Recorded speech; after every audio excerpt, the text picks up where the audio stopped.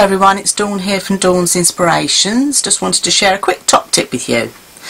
If like me you've not been using your Promarkers lately, dust them off because I've got a new way of using them. When I'm cutting paper for scrapbooking or card making and you get the white edge, personally I think it looks a bit unfinished, and I tend to run my ink pads along them just to give it a more finished look to my work and card making. But lately I've been using my Promarkers, and the beauty of it is with all the different colours you can match your colours to your papers to give even a more professional look again.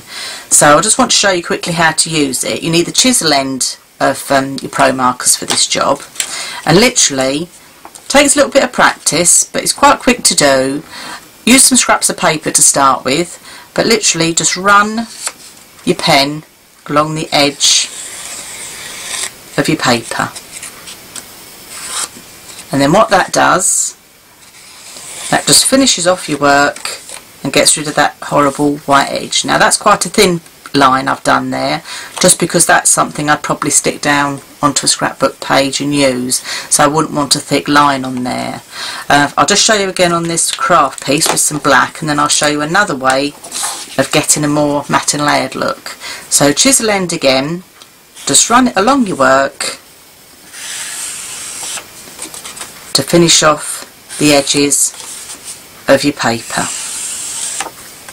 So that's what it looks like with the thin line. I'm now going to show you what it's going to look like with a thicker line. So for this I'm going to get a piece of scrap paper to put down,